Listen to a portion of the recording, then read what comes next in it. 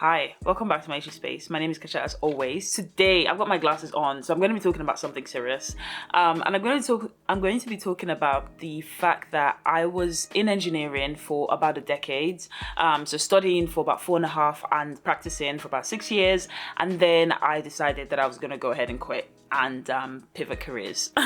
So we're going to talk a little bit today about what that process was like. And this video I think is especially for people who are maybe just navigating different careers or considering different career options to what, typical careers that they started off with, and, some of the conversations that I think people just don't really have around career change, and how much of a, slightly difficult or like awkward conversation and almost like internal work that you have to do with yourself when you decide or realize that, oh, this career that I spent so much time, so much effort on is something that isn't for me or is something that I have to change.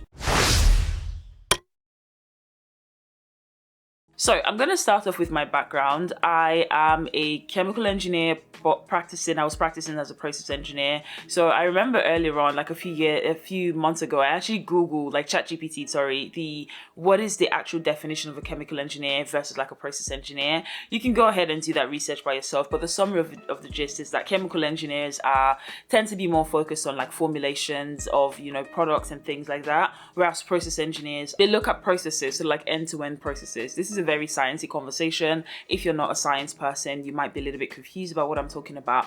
But the layman's definition is like, so for example, a process of making, let's say soap, you put in whatever the ingredients that you have to put in, you turn them at a certain speed, you have to have a certain size of a vessel, and then it has to go from, whatever you have to add to make this. Do you know what I mean? So that is the process. And so an engineer would be the person maybe like designing the equipment. A process engineer would be designing the equipment, looking at, how you, doing like the equipment design, looking at, okay, the flow, especially when you've got, a big manufacturing site, it's probably like either continuous or like batch. And so you're looking at how basically the process is going step by step, whereas chemical engineering tends to be a little bit more focused on like, okay, what is the chemical that is going to be inside the soap? What do we mix with this and this and this to make sure that we have the right product that we want at the end of the day. So there's a lot more design focus in that sense, whereas process engineering for me is about end-to-end scaling of things and making them go from one place to another. I hope that sort of makes sense, but that was my background. So how did I get into chemical/process engineering? When I was like 15, I finished secondary school just before my 15th birthday. That's a different story for another day. But I went to secondary school in Nigeria, and before, when you obviously finish secondary school in Nigeria, you have to sort of like, you have to make a decision. You have to have made a decision about what type of career do you want, right? And I remember seeing this video from Ali Abdal, I believe I'm saying his name correctly, when he was talking about, quitting being a doctor, and his mom, sort of like having the conversation with him about like giving up. And he was like, no, like this was a career that I actually started, or that I decided I was going to do when I was, 15 or 16 or whatever the age was. So that was definitely the case for me. I made this decision when I was like in my mid-teens, and it's now been like 12 years since I've made the decision to do medicine. And I think it's pretty unreasonable to expect a decision made at the age of 14, 15, or 16 where you really don't know. Like, I had no idea what other careers were out there. Like, my mom's a doctor, a few people in my family are doctors. When you're Asian and you have good grades, it's just like a standard thing. And like most of my friends' parents were doctors. It's hard to know, like, genuinely, when you're in that position, what other possible careers are out there. I knew I could be a doctor, I could be a vet, I could be a lawyer and an engineer, and I really didn't have much scope for like what other career paths out there. I graduated 15 and I was just like, oh, I'm gonna study. I actually didn't want to study chemical engineering. I wanted to do food science or something like this because I loved food so much. And my brother was actually like, well, if you actually do food science, you're gonna end up jobless because nobody hires food scientists. Different conversation, but I was like, okay, maybe I'm going to do food engineering. And then from food engineering, I was like, okay, if I do chemical engineering, I can work in food. So why not just go for the broader scope of, what I want to do instead of pigeonholing myself into food, which obviously would restrict me to a certain industry. So that was the reason why I actually decided to do chemical engineering. So then I studied chemical engineering. I did that at Seaside University in the UK. There's a long journey in terms of how I got there. There's lots of videos on my channel that talks about that. I'm not going to go into any much more detail of that. A lot of people who end up doing law or medicine or whatever the case are, they usually are like people who were really good or like driven in general, and they apply themselves into what they did. And so when you're that kind of child, your parents, obviously one of the first ones like, oh, you're going to be a doctor, or you're going to be a lawyer, you're going to be an engineer, because that is what we feel like is the pinnacle of intelligence in a way, and it's like the most effective or like the best way to use your intelligence. So that was definitely to an extent the case for me, where I was just like, oh, I didn't think of what other options there were. I didn't really consider, I mean, I did food and I loved food, and maybe there was something, in me wanting to be a food scientist that was there, in how, I don't know, even right now I can't even think of it. But again, you're young, you're 16, and you're just going through life, and you only have like this amount of knowledge, and so trying to go away from that to do something else is always very interesting. So after I graduated, I was very fortunate. Literally before I graduated, I already had a job for this massive, almost like conglomerate, so to speak. It was a FTSE 100 company, really large, like chemical manufacturing company, and I went in and started working for them. I loved being an engineer. I enjoyed it terribly. I'm just a very driven person in general, and I pour myself into everything that I do. So I think that some people who have changed careers and who have left the traditional career that they were in, their stories are usually like, oh, I went in and it wasn't something that I thought that it was. I watched this video, which I'm going to reference quite a lot throughout this entire video that I'm making, with Keke Palmer, Michelle Obama, and her brother, Craig Robinson, who were talking about, pivoting and career changes and the whole identity that we have around careers. And she was talking about how, she became a lawyer, and, she studied obviously to be a lawyer. And then by the time that she got into law, she was just like, actually, this isn't what I wanted. Because I thought I was going to be a lawyer, and a corporate lawyer. I didn't know anything about what a lawyer did. Our family we were not professional people. I picked law because it was the next thing to do. I applied, I got into Harvard. You get into Harvard, you go, right? That was the extent of my thinking. Yep. Right. And then I got out, I practiced in a firm for 2 years, and I was like, I don't like this at all. But that was definitely not my story. I was very drawn to the idea that I was an engineer from almost like the title perspective. I remember when I first started my career, I didn't have engineer in my job title.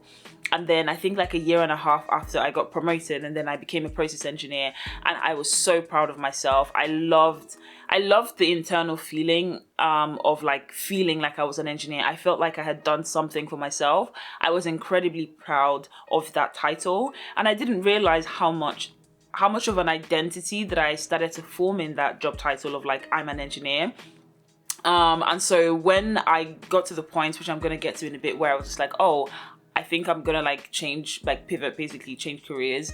It became like a loss of myself a little bit, because I had invested or like put a lot of myself into that title. The specific thing that I enjoyed around it was the problem solving. I love fixing things. So when I talked about when I decided that I was going to do engineering, one of the things that I missed out actually was that I used to be the person at home who would fixing and doing everything. I'm the youngest of 6, and at a certain point when you're the youngest child or one of the younger children, your parents kind of like outsource their parenting. They're just kind of done. Like, you're like half your parent, your siblings are half your parent sometimes.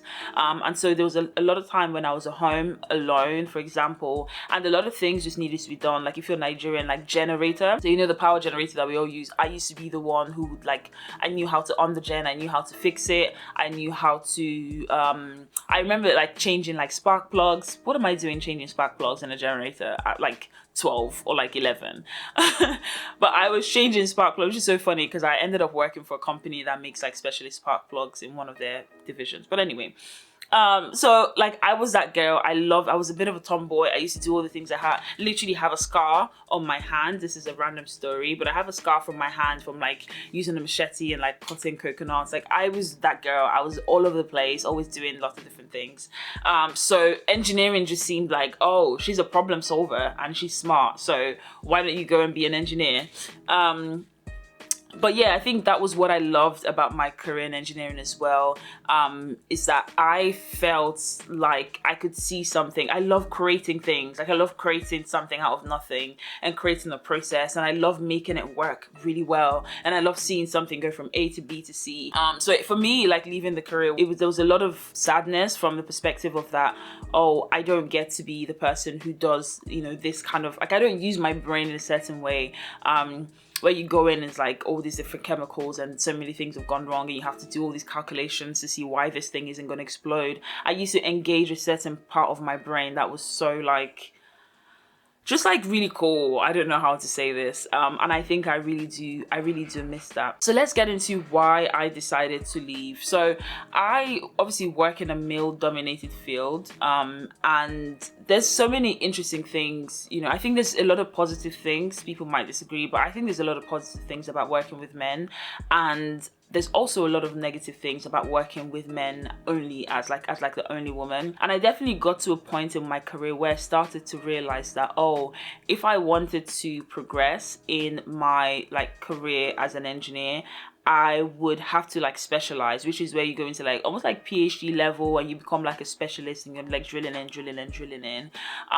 But at the same time, the other option was that I would have to leave eventually. I would have to maybe become a manager, try other different options where I wasn't doing the day-to-day design calculations or plant monitoring and hands-on fixing stuff basically. That I would eventually have to leave that part of engineering that I loved so much, because there usually doesn't come a lot of career growth from there, because there's only so much you can do, and unless you're working for a company that is designing the next energy whatever, and there's you can only go so far basically.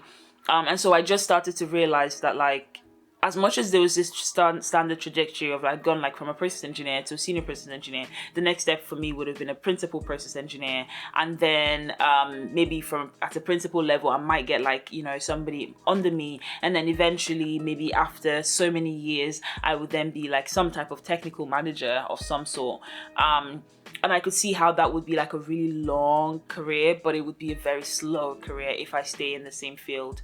And also when I started applying for jobs for in other different companies, I started to notice as well that there was just a lot of similarities in how much people are paid. So there wasn't as much of a leg room in the engineering field within the UK, especially for me to make more, right? So it's everyone is always benchmarked at this kind of value. So I'm a process engineer here, and then going from process engineer there, maybe I would get a 5k pay rise, or a 4k pay rise, or whatever that case is. And then obviously at some point when you think of tax and all of that, it just wasn't financially, it just didn't make sense for me.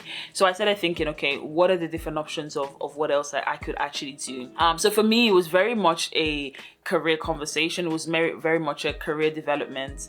And I think also speaking about working with men, one of the reasons why I mentioned that was that I really just experienced a lot of difficulty as, a Black woman, African woman working in engineering in a specific way. And I don't think that this is specific to my company, the company that I was working for, or my career specifically. I just think that it's just the nature of what corporate life looks like for women like me.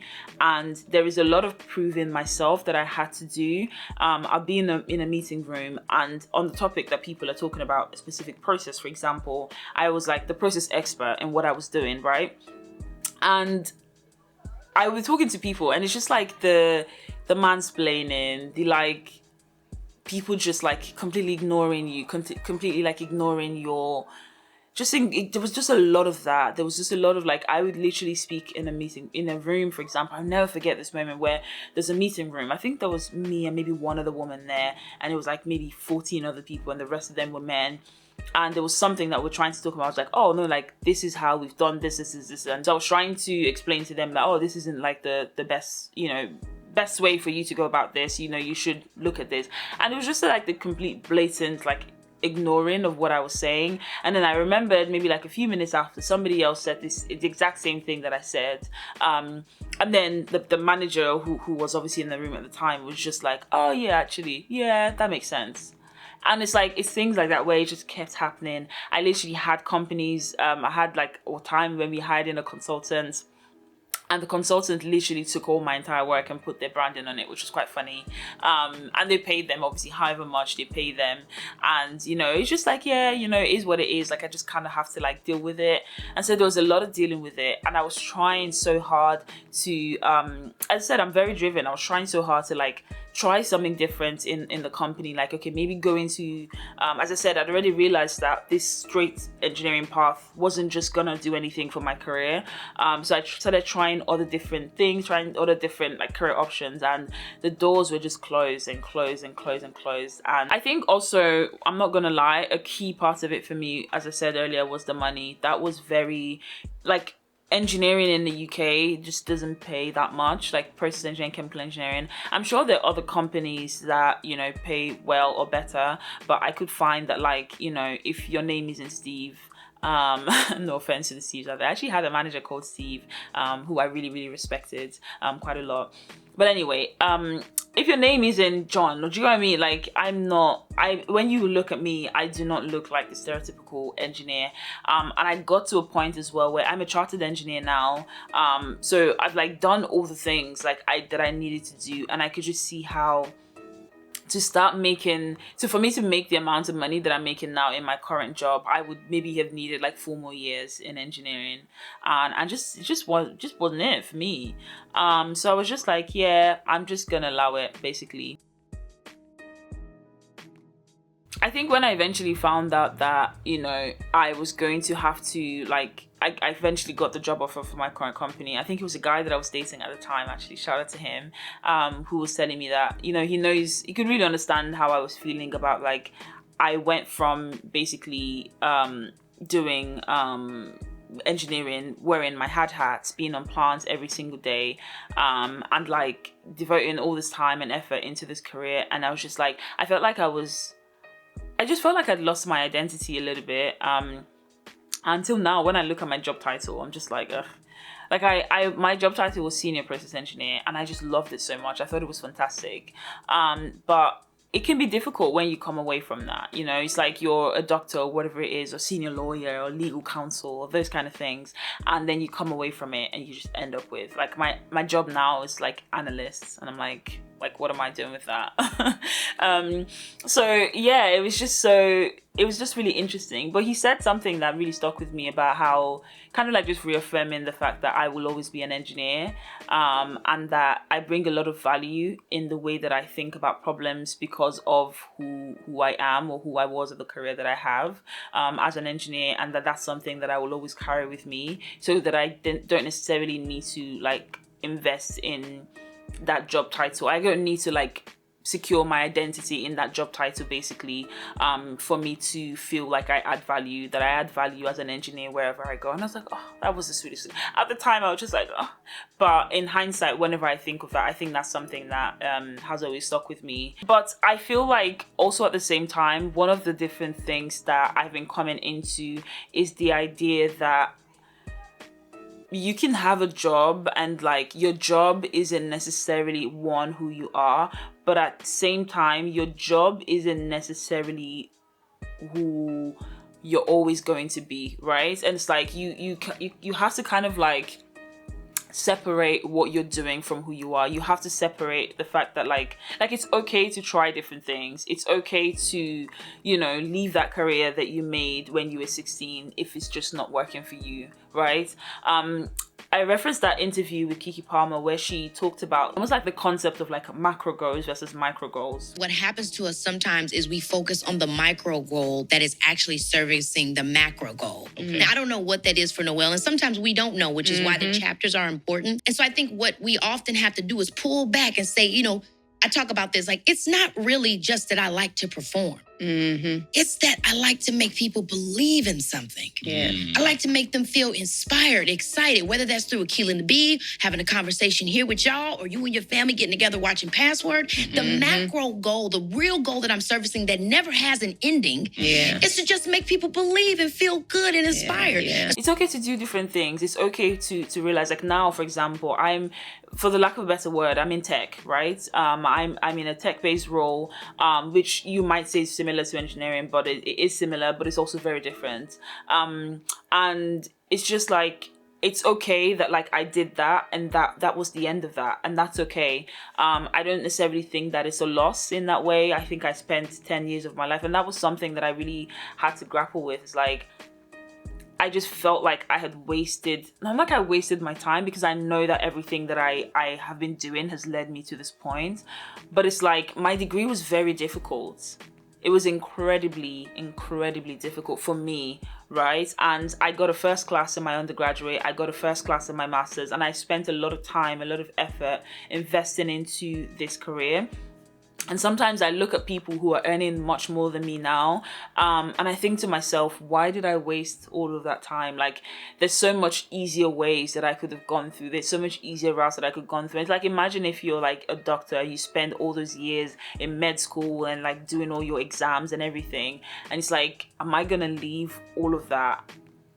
Am I just going to leave all of that? Right? And so that was one of the things that I was struggling with as well. But I started to think that, I think in reality that my life is going to have a lot of chapters.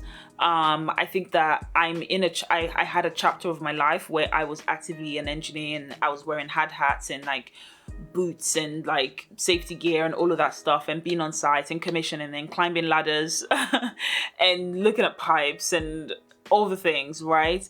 And that was part of my life, and that part has ended. I'm being okay with that, okay? I'm just saying that is a part of my life, and this is a part of my life now where I'm very much a corporate girly.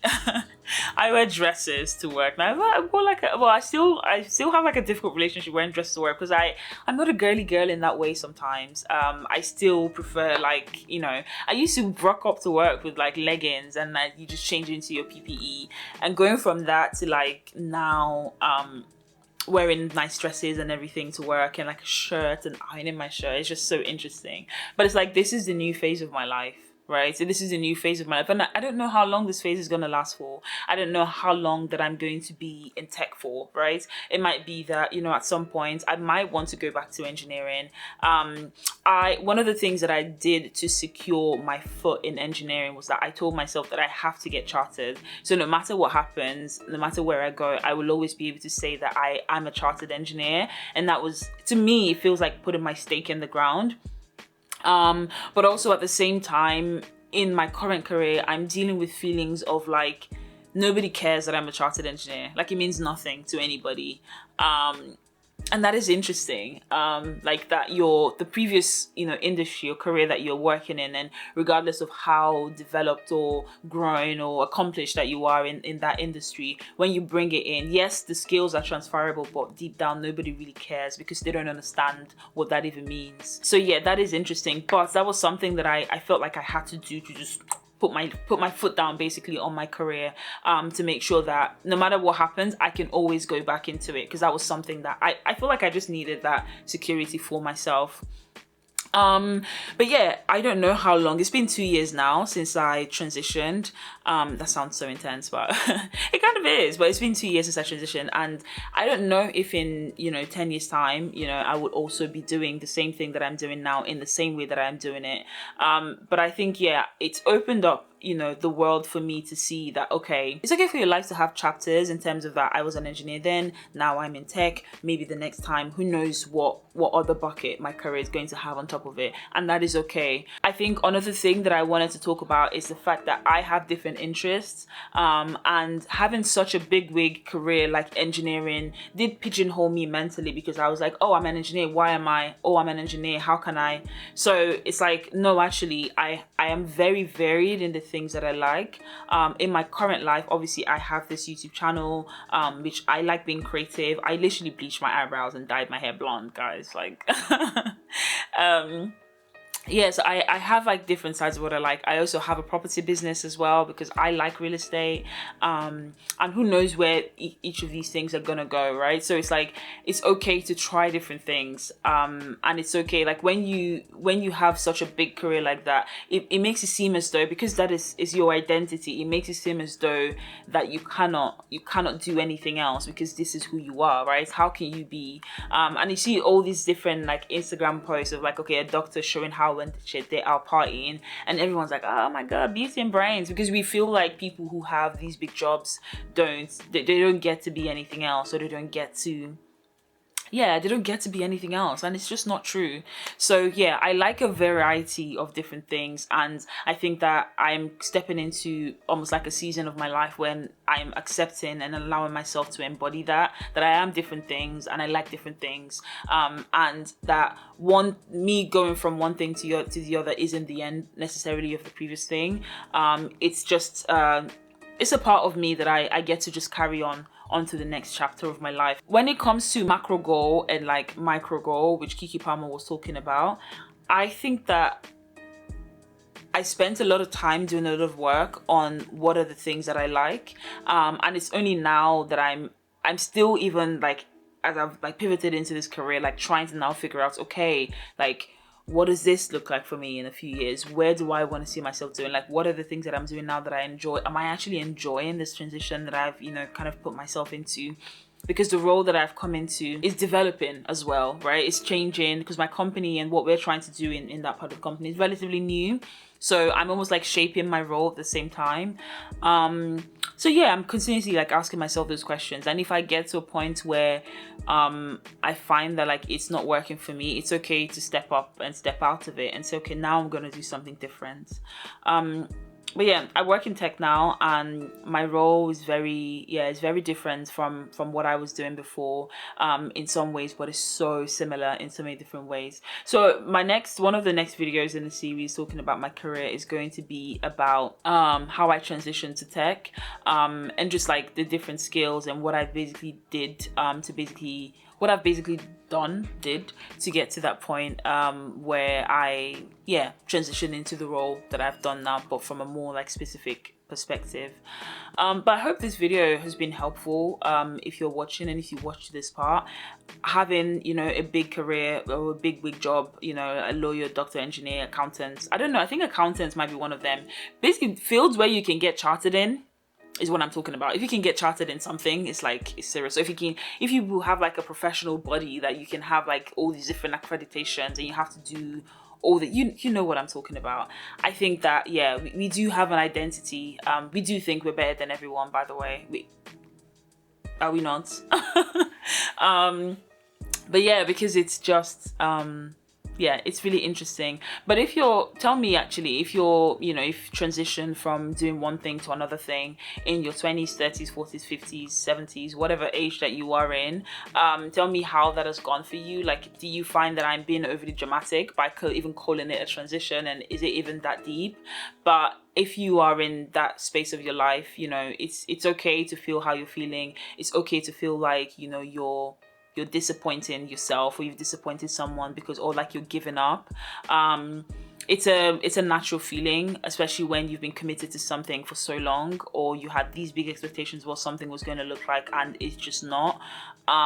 If you're also like me, where you're also, which I think can be even more painful in a way, like where you really enjoy it, but for some other reasons you have to leave. Yeah, there's space for all of those different feelings. And one of the things that when I was leaving, my colleagues were also telling me when I was going through the motion, it's like, you can always come back, and the door is always open to you, because I'm sure that if you're in school, maybe not so much, but if you have like qualified, you can always come back, you can always go back to it, and that is okay. People get married and get divorced and get married again, so you can come back to it, but give yourself the grace and permission to explore, to try different things. Be open-minded about trying different things, and then coming back to it if that is something that you want to do. But don't tie yourself, your identity, to those different careers. And you are more than your job title. You are more than your job title, basically, full stop. You're more than your salary. You're more than what you're currently doing right now. You are a full body of careers, basically waiting to be found and discovered. So don't pigeonhole yourself into one thing, and allow yourself to find expression in a new way if that is something that your heart is calling for. So I hope that has been helpful. It's a really long video. I'm going to try and not even cut it down too much, because again, if you can watch it, you watch it. It's almost like a podcasty type of vibe nowadays. But thank you so much for watching this video, and definitely check out my other videos. I don't know, for some reason I can't speak. My other videos talking about my career, pivoting, transitioning, working in tech, all of that fun stuff. All right, thank you so much. Take care. Bye bye.